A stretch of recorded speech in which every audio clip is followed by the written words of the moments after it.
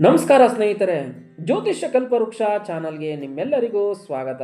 December ತಿಂಗಳಿನ ಮೊದಲನೆಯ ವಾರದ ಸೋಮವಾರದಿಂದ ಭಾನುವಾರದವರೆಗೆ ತುಲಾ ರಾಶಿಯವರಿಗೆ ಗೋಚಾರದ ದ್ವಾದಶ ರಾಶಿಗಳ ಶುಭ ಅಶುಭ ಫಲಗಳನ್ನ ತಿಳಿಯೋಣ.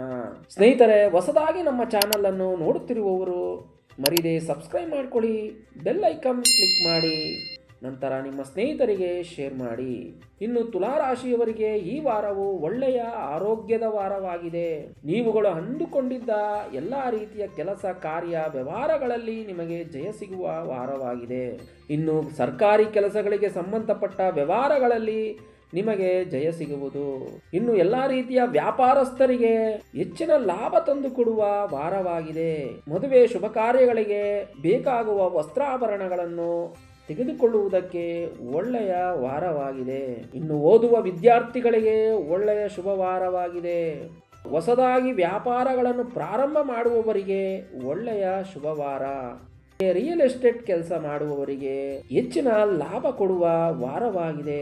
ಹೊಸದಾಗಿ ಉದ್ಯೋಗಗಳನ್ನು ಹುಡುಕುವವರಿಗೆ ನೀವುಗಳು ಅಂದುಕೊಂಡಿದ್ದ ಉದ್ಯೋಗವು ನಿಮಗೆ ಸಿಗುವ ವಾರವಾಗಿದೆ. ಇನ್ನು ಪರಿಹಾರ ಎಂದು ಹೇಳುವುದಾದರೆ, ಪ್ರತಿದಿನವೂ ನಿಮ್ಮ ಕುಲದೇವರ ಪೂಜೆಯ ಆರಾಧನೆಯನ್ನು ಮಾಡಿ.